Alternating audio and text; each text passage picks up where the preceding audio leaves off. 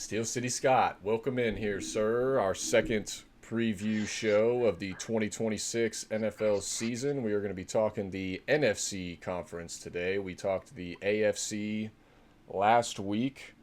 A little less competitive, I believe, than what we'll be talking today. I think this is the you said it best when you sent over your standings. I think this is the NFC beast. Yes, and look, excited to be back, excited to talk more football. Before we get into the NFC, though, I just want to bring up the topic. Just got a notification on my phone. The Pro Bowl games are being eliminated per insider Stupid. NFL sources. And Terrible. now the focus is going to be on celebrating the selection for the Pro Bowl itself. I don't know what that means. Do you have any thoughts? What does it mean? What are they just going to put a slideshow up on the TV or I don't understand what's happening. What's the Yeah, point? it sounds like they're going to be doing something similar to like the college football playoff reveal, which like at that Oh point, God. what are we doing? Do they think that they're going to get better ratings with that than they would an actual game or the stupid little mini games that they've been doing over the last few years? Take it back to Hawaii. What are we doing?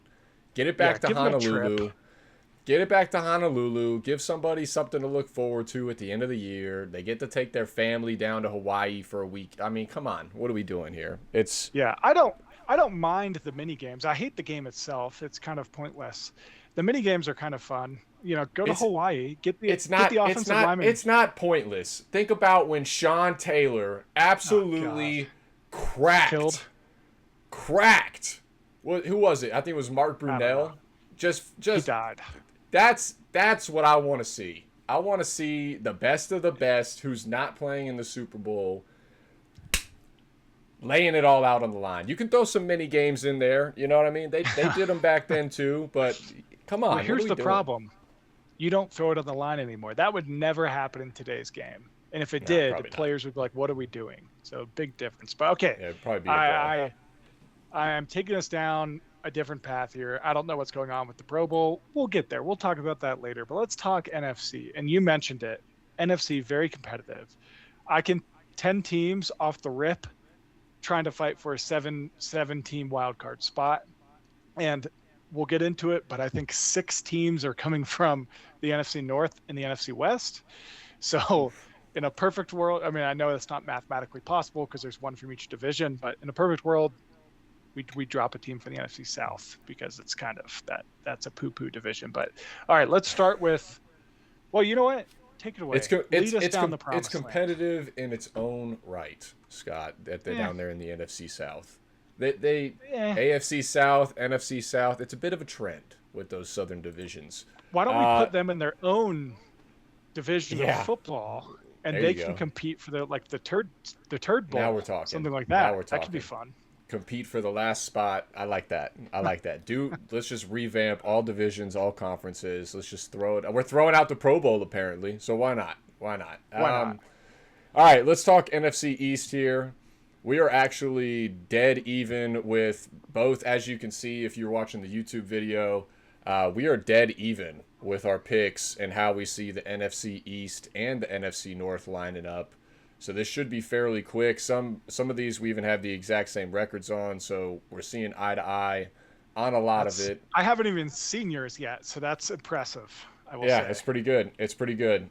Eagles, I have coming in at number one, 12-5. I think their defense as a whole is what I think is going to carry them to this record. Obviously, they lose A.J. Brown. They bring in Makai Lemon, the rookie. Devontae Smith is now going to be the number one guy, so it'll be interesting to see what he can do in comparison to going against some of the twos, some of the threes in the DB scenario, and how they use him and line him up. It'll be interesting to keep if they keep using him sort of in that semi-slot role, semi on the outside. I think Makai Lemon's going to kind of take over a lot of that, but it'll be interesting to see how he goes against those number one guys. For me, with that team, it's going to be health on the offensive line. They have a great offensive line, but it seems like year in and year out, they usually lose like a guy or two.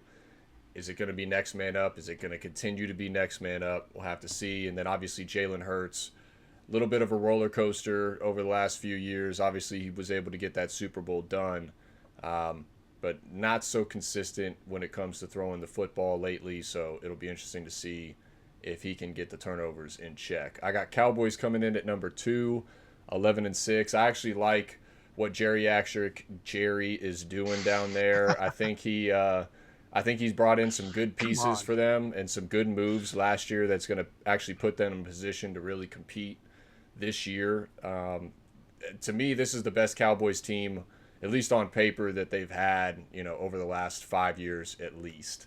So if there was ever a time for them to get to the playoffs, get back in that hunt, get back in that chase, I know we hear it year in and year out with Cowboys fans that this is the year. I actually do think this might be the year that they get back into some relevancy and find their way into the playoffs.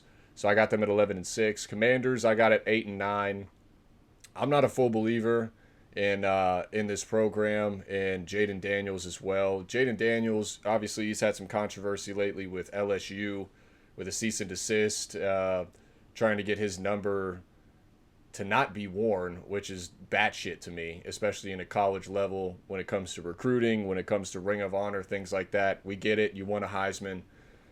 Couldn't beat Bama. Didn't win a championship. You don't see Joe Burrow doing shit like this. So I think there's a little bit of off-field distractions for this Commanders team. They lost Debo on the receiving end. They were able to keep Terry McLaurin. They were able to pick up Stephon Diggs on the outside to help there as well. I'm just not completely sold on what this team could do. And with this division being what it is, I really see them kind of struggling. Last but not least, I got the Giants coming in at 8-9. I think that could be a little bit generous when I broke it down a little bit further, for just the reason that we were talking. I'm not sure if Jackson Dart gets through the first half of the season, let alone a full season, in and out of the blue tent with concussion checks. Cam Skattebo, as we know, had a knee injury. He has his own issues with concussions. When you take those two guys off the field for them, it's going to be pretty tough. Malik Neighbors should have a good bounce back year, but even him, he was still sort of in some controversy talks over the offseason.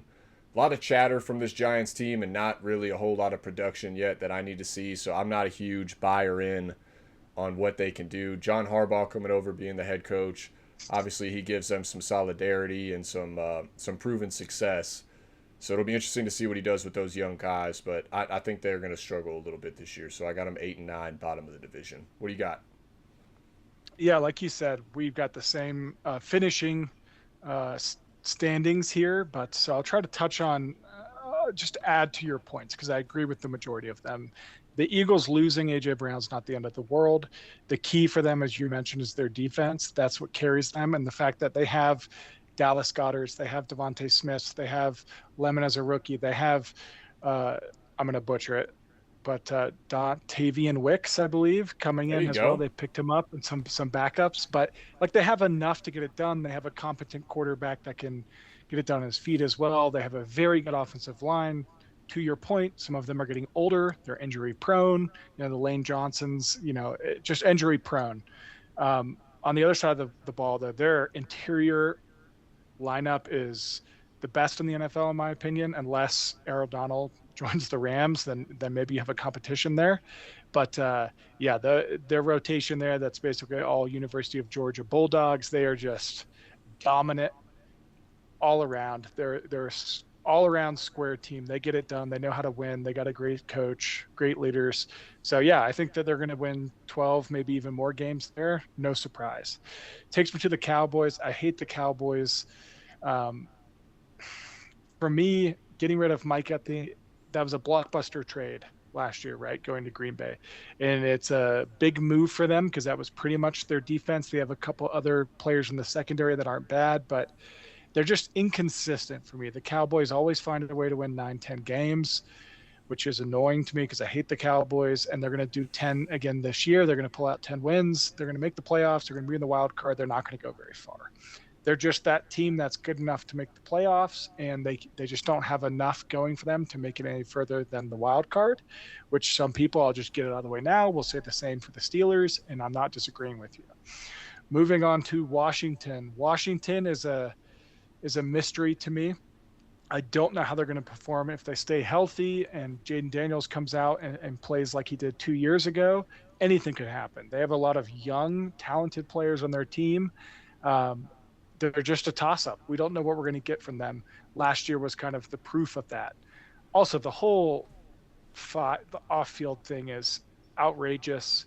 I get where he's coming from in his mind of being like, I was told you were going to retire my jersey, but the head coach that told you that left. It's someone else now, so now it doesn't matter. His promise is void. He's gone.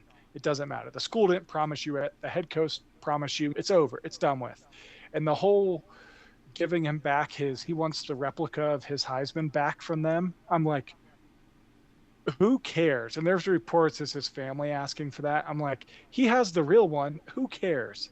But yeah, the fact that you got brands, big, massive brands getting on this joke as well. You got Take 5 is now Take 4. I mean, you got people being like, out of respect for Jaden, we're gonna do 4 instead of 5 or jump to 6. I mean, it's crazy. I love to see it. It's pretty funny as a fan. And then take you to the Giants. Go ahead.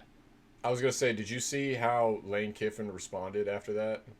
No. What they did. So at practice, following that cease and desist, he had every player wearing a number 5 jersey at practice. I thought, like, obviously it's Lane Kiffin. You know, say what you want about him, but I thought that was actually pretty awesome. I love that. The Giants. Look, the Giants could be a surprise. Jackson Dart, he unfortunately is going to have CTE by the end of his career. Cam Scatterbo, unfortunately, they're going to be in the same place together. They're exciting. They're young. They're talented. They're explosive. I'm happy that Scott's going to be back. Then they have a couple other young players, very talented on the offense. They're getting a seasoned head coach that knows how to win. Look, we'll see what happens. The Giants could be a surprise. They have enough talent on both sides of the ball to make an impact. It's just really tough when you got to play Philly twice a year, the Cowboys twice a year, and they got a tough schedule. I got them at 7-10. We'll see what happens. They could be exciting. I'm excited to see Scatterbo back. I enjoy watching him play. That takes us to the NFC North. Now, the NFC North is one of my divisions that are flat out could put 3 into the playoffs. And here's how I got it. I got it Lions in first, Packers in a close second, then the Bears, and the Vikings kind of falling off towards the end here. Green Bay, of course, all in on defense. They traded away a lot to get Micah last year. He made an impact, but had the ACL problem. He's going to miss the start of the season. He's going to come back strong. I forget exactly what week, but he's going to miss the first few games of this year, torn ACL last year. But when he's back, they're a problem.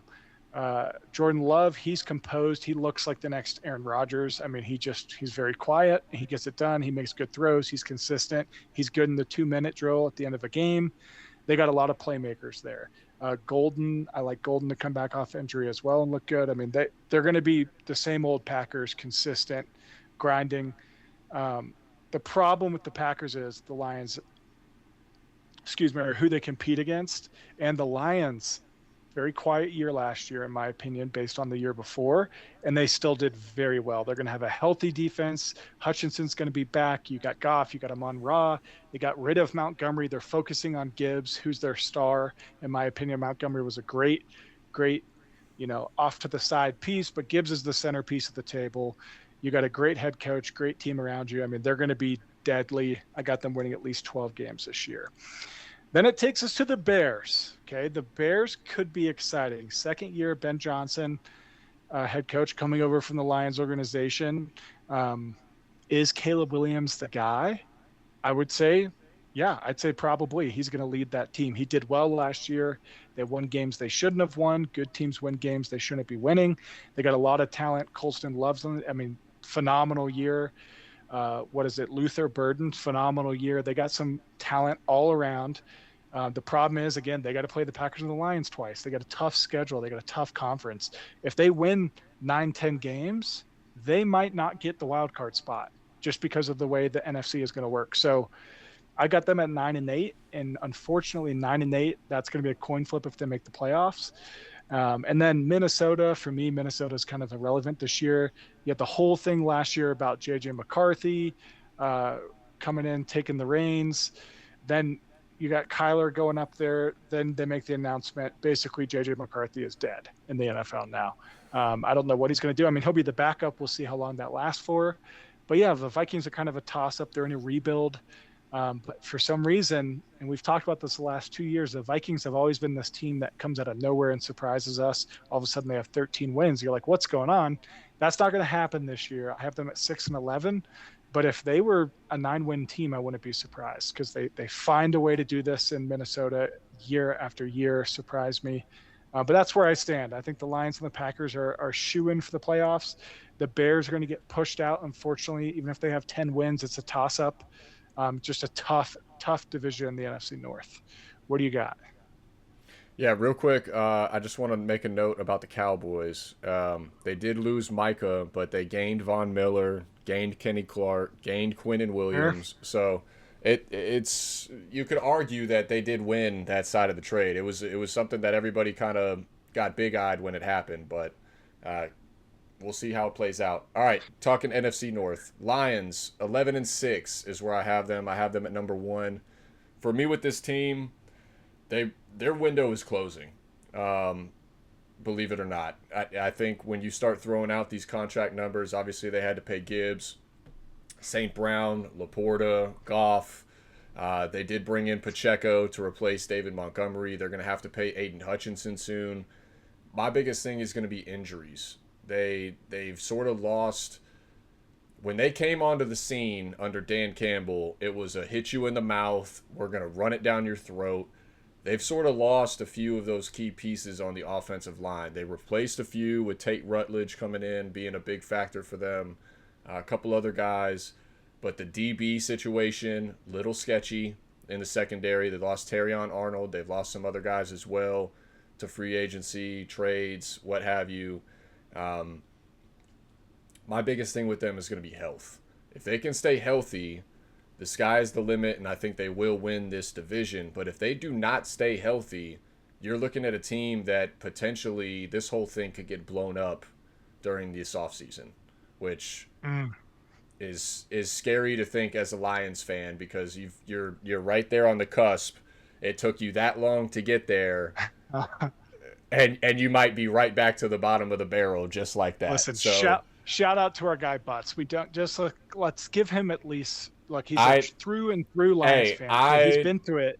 You're gonna give him a stroke. You keep. I would love for the Lions to finally get it done and get a Super Bowl appearance, get a Super Bowl ring. I think the city deserves it. I think the fans deserve it, maybe more so than any other fan group in the NFL. But that window is starting to close, so they need to make something happen sooner than later. I wish I had a strong argument against that, but I don't. Yeah, it's unfortunate, but it's time. Packers 9-8. I'm not completely sold on Jordan Love. I think he has the ability to be the guy. They've obviously put more young weapons around him than they ever did with Aaron Rodgers in terms of the receiving core. They still have Tucker Kraft at tight end. Josh Jacobs at running back is an absolute workhorse. For me, it's going to be the defensive side of the ball. You lost Jair Alexander. Obviously, he had some injury issues last year. They ended up getting rid of him. It's going to Michael Parsons is coming in, but he is hurt, like you mentioned, so he's going to be out for a few games. They lost Kenny Clark in that trade as well, so they lost a big plug in the trenches on the defensive line. It's going to be interesting to see what they can do. We've talked about it before on the show the past few years. Matt LaFleur is finding himself on a seat that continues to get warm. And again, it's another one of those teams that the window is starting to close. So it'll be interesting to see if they can finally put it all together, get back to the playoffs, maybe get a 10-win season or plus, and get some momentum rolling into there. But again, another one of those teams, when we're talking about this NFC conference especially, the window, as we know in the NFL, it's that's a very small margin to begin with. Yep. Let alone you have these competitive divisions, these competitive conferences, these schedules that are a gauntlet, especially now that it's 17 games. It's tough on these teams to stay healthy. Injuries are inevitable. So it'll be interesting to see what they can do if they can put it all together. Bears, I have them coming in at third at 9-8 as well. Caleb Williams, obviously you mentioned, he's the Madden cover guy.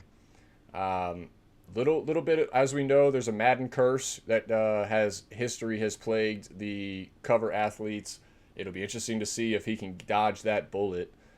Lost a few guys from the wide receiving room. DJ Moore gone. It's clear that it's going to be Roma Dunze and Luther Burden's squad. You mentioned Colston Loveland at tight end. They have the weapons on offense, I think, to be able to compete with anybody, especially when you have a guy like Ben Johnson who's kind of constructing stuff and putting things together. Defensive side of the ball is going to be the thing for me to watch on this team. And you mentioned how many games they got away with last year, games that they had no business winning, that they came back, they won a lot of close ones, one possession wins. Typically, that tends to go the opposite way the following year. Those games that won, except for Minnesota.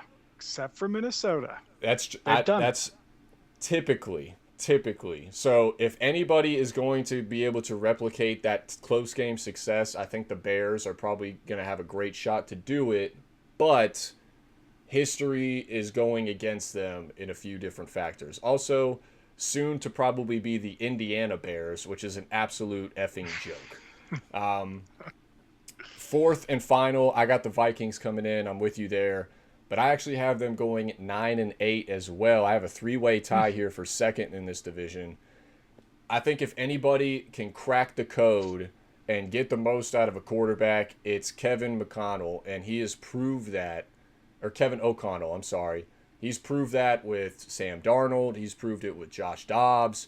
He's proved it over and over. Even got the most out of J.J. McCarthy a little bit to where people thought that he was going to be the guy. I think he's the future Pittsburgh Steelers quarterback, or maybe the Arizona Cardinal quarterback, but he is not going to be there after this year because I think Kyler Murray is going to be the guy for the Vikings. I think this is a regroup year. It's a chip on his shoulder. It's a prove-it year.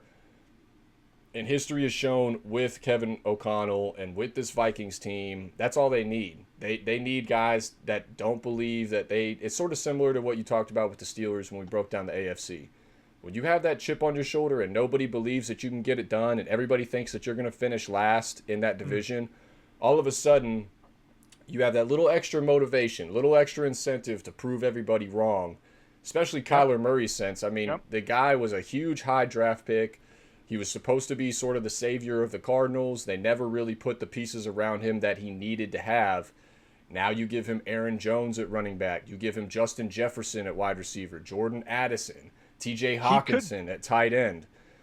You give him an adequate defense with how tough it is to play in Minnesota in that stadium and their record at home. I think the Vikings are a dark horse in this division, and they could shock some folks if they're able to stay healthy. I think Kyler Murray 100% has the ability to get back on the radar of the NFL as a whole. So that's kind of how I see it stacking up. I don't hate that take at all. It could very well be a Darnold situation where you just got to be in the right fit with playmakers around you. You need a new start, a new team, a new coach. I mean, he's not a bad player. The Cardinals just are not have not been good. Stop playing Call of Duty for just a little bit, a little bit. You know, everyone's got their vices, you know. Could be worse. You're right. Could be worse. All right, so moving on here, we're going to talk the NFC South and NFC West.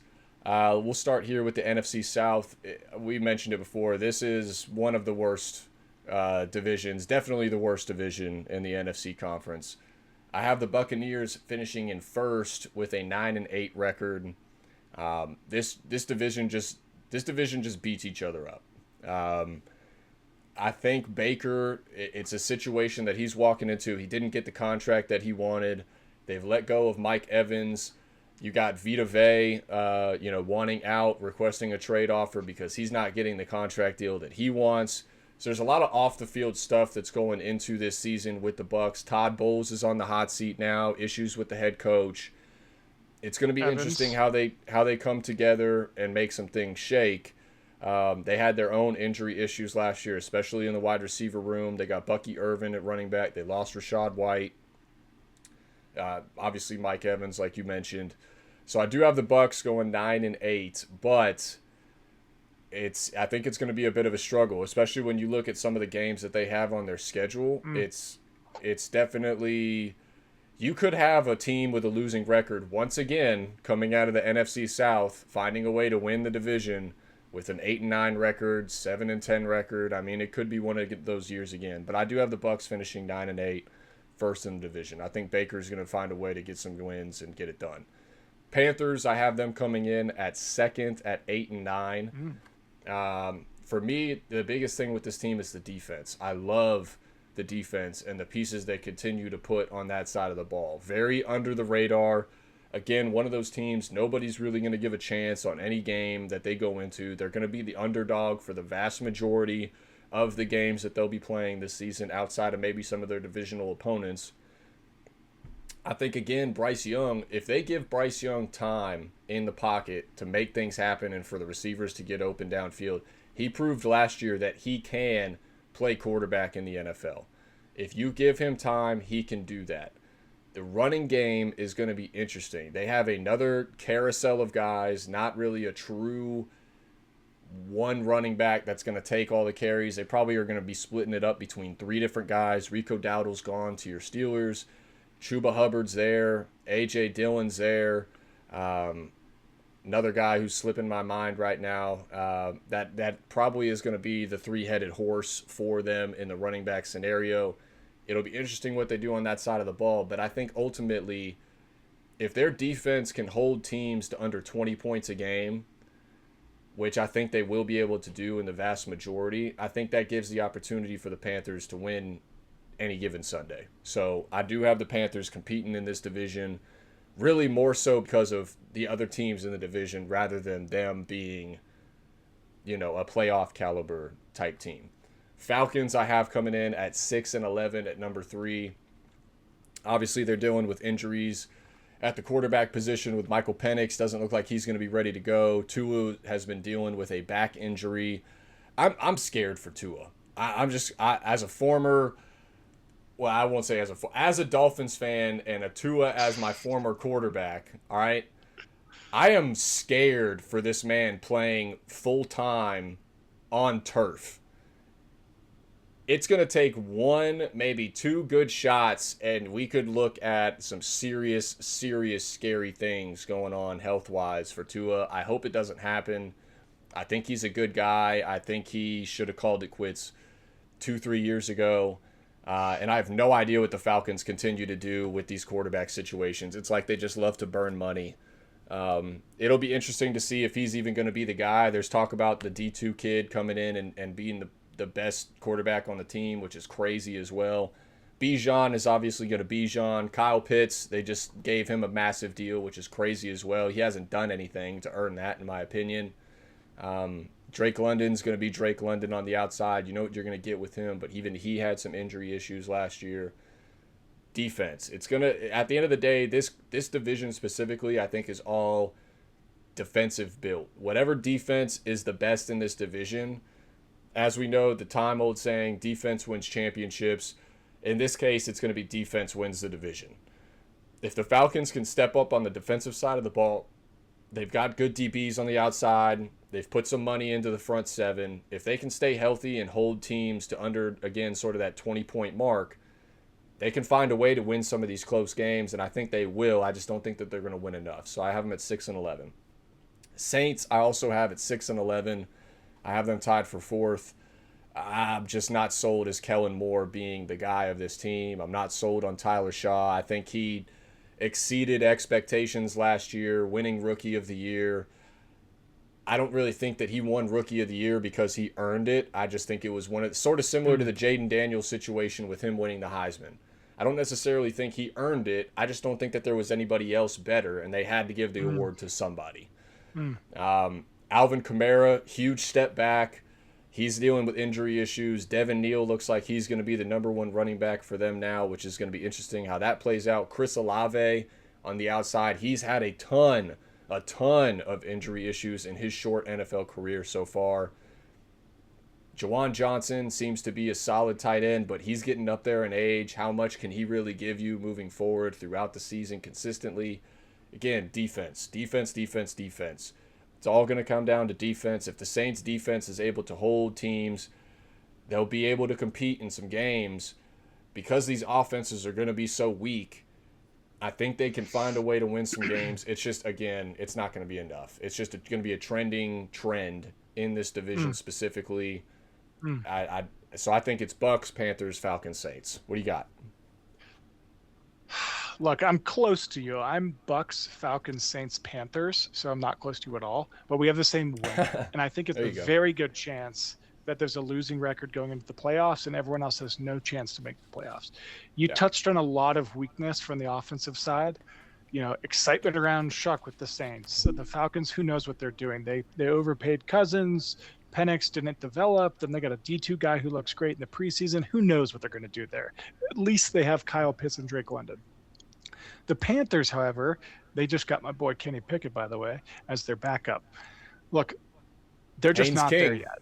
Haynes King. They're just, and I think he's going to make the team. Haynes King. I loved him in the preseason, but what I'm getting at is, you said it. It's all an offensive problem, what their defense can do. Here's the problem. I'm not going to go too much into the detail in the teams. I'm going to explain something to our listeners.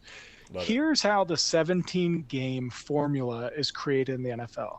You have your 6 divisional opponents, each 3 teams in your division twice. You have an intra-conference division you play, and then you have an interconference division you play. So unfortunately for the NFC South, their intra-conference division is the NFC North, who we just talked about. Every one of those teams could be 9+ wins. Okay, good luck. They got to play all 4 of them: the Lions, Packers, Bears, Vikings. Then their interconference division in the AFC, not any easier for them. It's the AFC North. They got the Steelers, the Bengals, Baltimore, and the Poo-Poo Browns. All tough games. Those are tough games for teams that can't score. All those teams so far we've mentioned have stout defenses. And then you get 2 conference games to affect your standings, kind of, and you get a 17th game. That's how the seeding works. For the Panthers, for example, you talk about being this team. So they got to play the NFC North. They got to play the AFC North. Okay. And then out of nowhere, they just get scheduled the Broncos. That doesn't help. And their other random scheduled game is Philadelphia. Every game that got scheduled is working against them in the whole NFC South. So I just want to bring that up because as a conference that struggles offensively, having to play each other is what it is. It's always going to be a split. Usually the Bucs are going to come out on top. But then your other 8 games are the AFC North and the NFC North, all stout defenses. Good luck. This division is going to be ugly this year. Everyone could have 6 wins by the end, and someone could get in with 6-7 wins. I do think the Bucs are going to take it, but it's going to be a gross year for the NFC South. Yep, I totally agree. All right, move right into the NFC West here, Scotty. Who you got? All right, so this is the gauntlet division for the top 3 teams. I've got the Rams, the Seahawks, the 49ers, Cardinals in that order. Okay, I've got the Rams at 14-3. I think they got a good chance to go all the way. They got all the pieces coming back. They got a brilliant coaching staff. They got Stafford, reigning MVP. I mean, just cool, composed, gets it done. They have Ferguson coming back. They have Puka, who is going to be okay if he can handle what he's got going on off the field. Stops biting people. They got Myles Garrett. They got rid of Verse, replaced him with Garrett. And then it looks like Aaron Darnold is going to sign with the team. He's practicing with them. So good luck. They're a problem. They can score and they can stop you from scoring. Then you have the Seahawks, defending Super Bowl champions. Out of nowhere, everything clicks for them. They have probably the best wide receiver in the game right now in JSN. They lost their Super Bowl MVP running back, but they have talent. I mean, they're just good overall. I did see that Bobo, who's a support wide receiver for them, probably tore his ACL. Didn't look good. The video looked pretty bad. He was screaming, holding his knee at their joint practice, I think. So didn't look good, but they got enough players. Darnold composed. He's got if you're watching Hard Knocks, there's a 10-minute breakdown of his spiral. And I'll be honest, it is gorgeous. Just a zoom in on a ball flying through the air for 2 minutes of slow-mo, and I couldn't look away. It's perfect. Then you got the 49ers. They're a consistent team if they can stay healthy. They are always riddled with injuries. Kittle just got taken off the PUP list. He just tore his Achilles like 8 months ago. So I don't know how that's happening. He's a monster. They got CMC, who looks good. He's injury prone. If he stays healthy, they're a problem. They're an all-around good team. They got a great defense. If everyone stays healthy on the 49ers, they are a problem. Those top three teams, Rams, Seahawks, 49ers, they're all getting in the playoffs. So there go three of your spots right there. Cardinals, I have them at 1-16. I just think they're in full rebuild. Trey McBride, really good. They have some decent players. Harrison, like, they're great. They're young, and they're going to be the future of their team, but they are missing a lot on both sides of the ball. So I think it's going to be a tough year for the Cardinals, right? 6 of their games are Rams, Seahawks, 49ers. I think they go 0-6 right there. It is just going to be tough for them. But the Rams, Seahawks, 49ers, they're all getting in. That's going to be a gauntlet in the NFC West. Yeah, and once again, 3 out of the 4 divisions for the NFC, we have exactly the same. So we may have to do something with this future, but we'll talk about that later. I got Rams at 12-5. I think you mentioned the biggest thing is their defense, getting Myles Garrett. It's all signs are pointing to Aaron Donald coming back. Obviously, you have Matt Stafford, Blake Corum, Kyron Williams, Devontae Adams, Puka, if he can stay on the field. I mean, it's CJ Daniels, my guy from Miami, coming in, making some noise maybe as the 3 or 4 guy for them on the outside. I think the sky's the limit for the Rams. They could win 15 games potentially, especially when you look at their schedule and how it breaks down. I mean, it's going to be tough for teams to go against them. They're going to be a problem. As long as they stay healthy, they are the clear Super Bowl favorite right now, I think. Then you got number 2, the reigning Super Bowl champs. I got them at 11-6, Seahawks. You mentioned JSN. I agree with you. I think he's the best wide receiver in the league right now. The way he runs his routes, the way he's able to just get open and find a way to find the holes, bring in the balls, pause.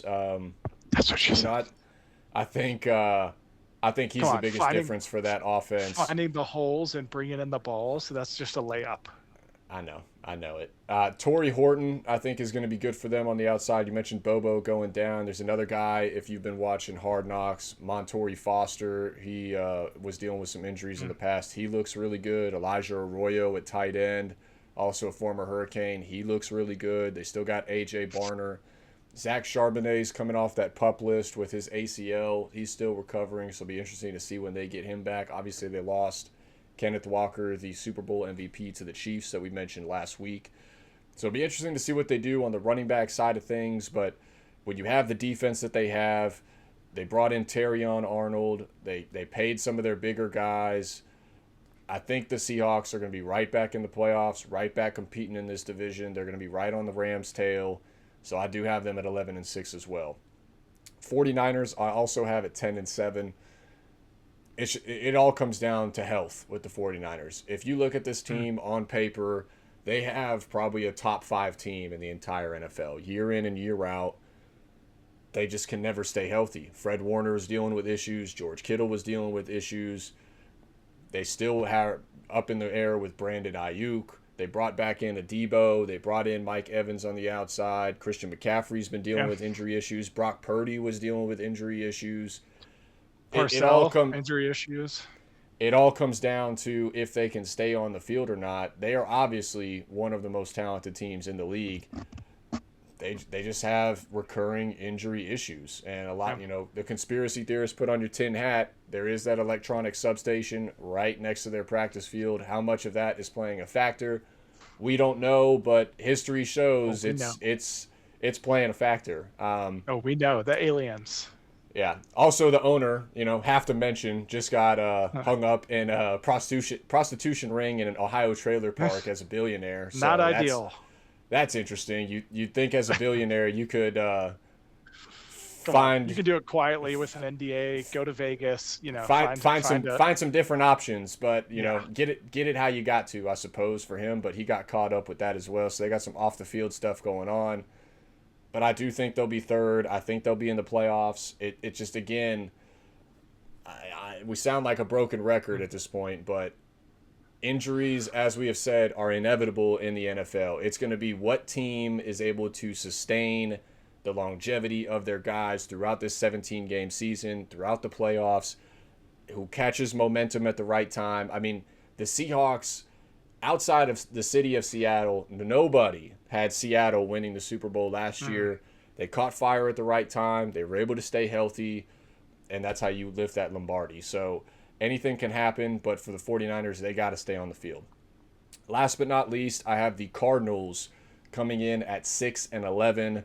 Probably a little generous. Probably a little generous with the 6, but I do like the pieces that they've brought in. I will tell you what, the videos that I have seen from their training camps and their joint practices are absolutely atrocious. They look like they look like a high school team. So I am not mad at your 1-16 projection.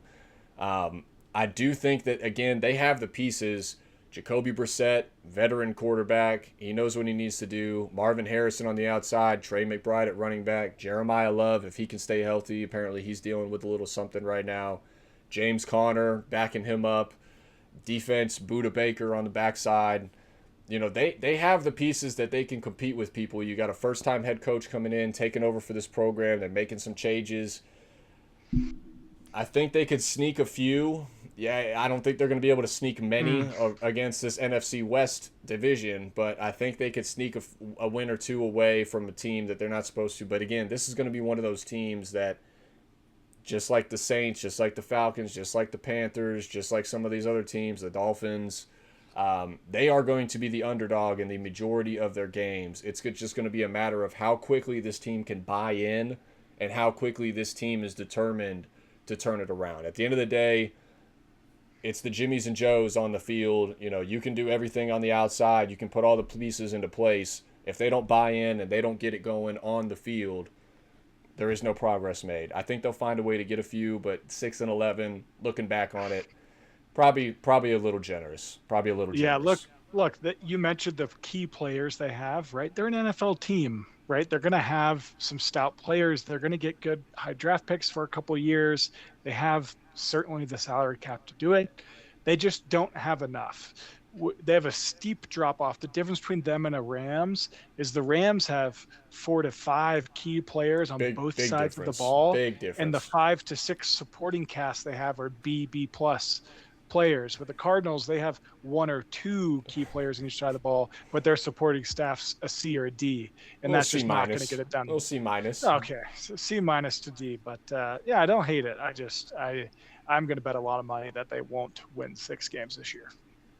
I think unfortunately that's probably a fair bet. Maybe average it out. Maybe looking at like 3.5, 4 there for the Cardinals. Let's just keep it civil here, people. He's a madman. 6 isn't going to get it done, and if he takes them for picks during this season, then I'm going to win again. Those are just easy victories for me. Actually, that could be wrong because their spreads could be 12.5. So maybe you're on I was thinking 14.5, 16 for a few. I mean, when they play the Rams and the Seahawks specifically, they're going to be some high spreads. So, and I can't wait to start picking games. But let me tell you something: 14 points in the NFL, it is hard to say no. It's a lot of points. It's hard to say no. They might lose by 30, but you got to take the points. Got to. All right. I appreciate everybody. We appreciate everybody for hopping in. This video will drop Thursday night, 8 p.m. Eastern time. So if you're watching on YouTube, that is when you're going to hear this. This will also go live on the podcast about 9 p.m. Eastern time this Thursday. Next week, tune in as well. We will be talking end-of-year awards. So that's Offensive Rookie of the Year, Defensive Rookie of the Year, MVPs, Player of the Year on both offensive and defensive side. And then we will also give you our Super Bowl predictions as well as who we think will be lifting that Lombardi trophy when it's all said and done. And then the following week, we got Week 1 football. We got Week 1 football, and we're ready to roll. I can't wait. And we're ready to roll. I'm salivating thinking about it. We're so close to football. So close. It takes so long to get here, and it'll be gone in the blink of an eye. So no, cherish it. Cherish it. Just cherish it. That's all I'm saying is just cherish it while when we got it. When we got it, just savor it. Just savor it because it'll be gone before we know it. We can't wait for it to get here. That I have to deal with, people. We can't wait for it to get here, but just appreciate it a little bit more on those Sundays. You know, maybe Maybe set some time aside is all I'm saying from 1 p.m. to 4 p.m. Just do yourself a favor, all right? I'm sorry about him, people. The season hasn't even started yet, and he's talking about the end of it. Come on. That's fair. That's fair. All right. Please like, comment, and subscribe for our people on YouTube. For our podcast people, thank you for listening. If you haven't checked out the podcast, make sure to go check that out. Once the season starts, we'll be doing a couple bonus things exclusively for our podcast people. So you definitely want to make sure that you start listening there and getting on the train as we get rolling closer and closer to the season and start talking these spread picks throughout the year. Scott, anything you want to leave off on? That is it. Thank you, everyone, for listening. We're excited for next week, but more excited for the week after. We'll see you guys next time.